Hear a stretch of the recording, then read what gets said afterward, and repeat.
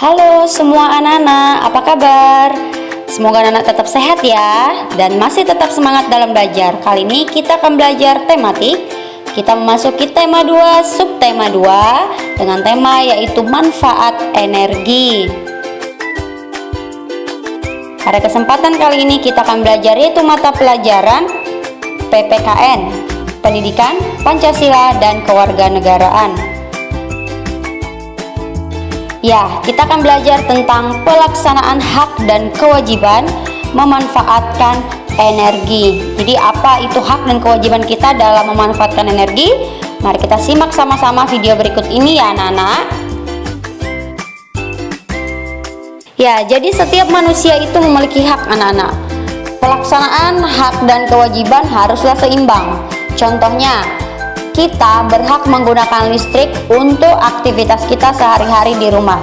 Akan tetapi harus diingat, kita juga wajib membayar tagihan listrik setiap bulannya.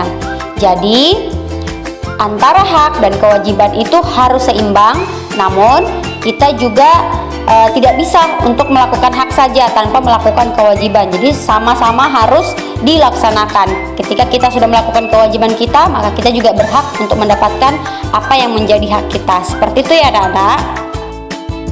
Yang pertama, hak dan kewajiban memanfaatkan air. Kehidupan makhluk hidup tidak akan pernah lepas dari penggunaan air. Air berperan sangat penting dalam kehidupan. Kita membutuhkan air untuk minum, mandi, mencuci, menyiram tanaman, dan masih banyak lagi manfaatnya. Air yang dipakai dalam kehidupan bersumber dari sungai, air hujan, dan mata air. Kita juga memiliki kewajiban untuk menghemat penggunaan air. Berikut beberapa langkah yang dapat kita lakukan untuk menghemat air. Yang pertama, menutup keran air setelah selesai digunakan. Kemudian yang kedua, menggunakan air cucian beras untuk menyiram tanaman. Kemudian yang ketiga, menggunakan deterjen sekali bilas untuk mencuci pakaian. Dan ada juga contoh berikutnya, yang keempat itu seperti menampung air untuk berkumur di dalam gelas saat menyikat gigi. Jadi itu adalah beberapa kewajiban kita dalam memanfaatkan air atau menghemat penggunaan air. Kemudian yang kedua, hak dan kewajiban kita dalam memanfaatkan listrik. Hampir semua kegiatan yang dilakukan manusia membutuhkan energi listrik. Energi yang dipakai sehari-hari tidak dipakai dengan cuma-cuma. Kita harus membayar pemakaian listrik setiap bulannya. Energi listrik yang dipakai sehari-hari berasal dari pembangkit listrik. Dan pembangkit listrik menggunakan berbagai sumber energi, contohnya minyak bumi, batu bara, air terjun, reaktor, nuklir, angin, dan matahari. Energi listrik yang dihasilkan oleh pembangkit listrik tersebut kemudian dialirkan ke rumah-rumah menggunakan listrik kabel. Jadi, sudah tahu ya. Kemudian kita juga memiliki kewajiban menghemat penggunaan listrik karena sumber energi yang dipakai pembangkit listrik mulai menurun jumlahnya. Contohnya, cadangan batu bara mulai menipis meskipun matahari, angin, dan air tersedia di alam dalam jumlah yang banyak. Namun, dibutuhkan teknologi yang tidak sederhana dan tidak mudah untuk memanfaatkannya menjadi energi listrik. Berikut ini ada beberapa langkah yang dapat kita lakukan untuk menghemat listrik. Berikut ini beberapa langkah yang dapat kita lakukan untuk menghemat listrik. Yang pertama, menggunakan peralatan listrik hanya saat dibutuhkan saja. Yang kedua, menggunakan lampu hemat energi. Yang ketiga, mematikan lampu saat akan tidur. Dan kemudian contoh berikutnya seperti tidak berlama-lama menggunakan komputer di rumah atau membersihkan bagian bawah setrika dari kerak yang menghemat panas setrika tersebut saat kita menyetrika pakaian. Jadi anak-anak tentunya sudah tahu apa saja yang dapat kita lakukan untuk menghemat listrik.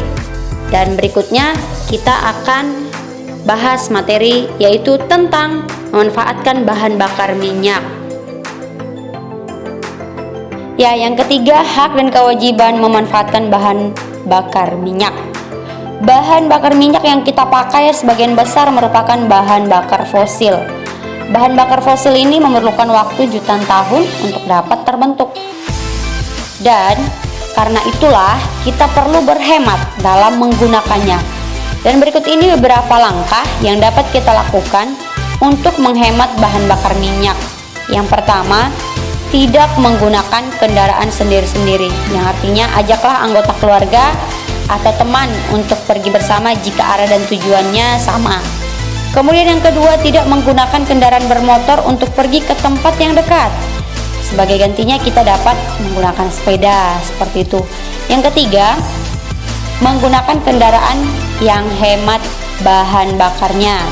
Dan contoh berikutnya seperti tidak menggunakan kendaraan melebihi kapasitas. Seperti itu ya anak-anak ya. Berikut ini hak dan kewajiban memanfaatkan kertas. Ya, yang keempat ini memanfaatkan kertas.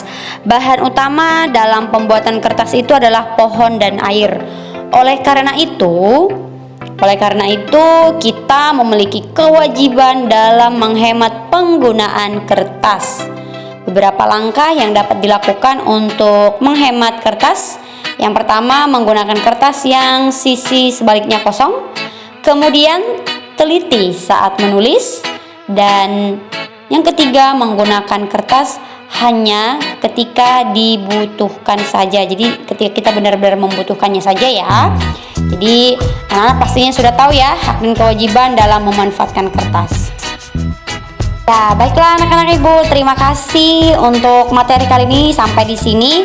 Jadi anak-anak sudah tahu ya melaksanakan hak dan kewajiban memanfaatkan energi, bagaimana cara memanfaatkan air, kemudian memanfaatkan listrik, cara penggunaan atau cara memanfaatkan bahan bakar minyak, dan juga demikian hak dan kewajiban kita dalam memanfaatkan kertas.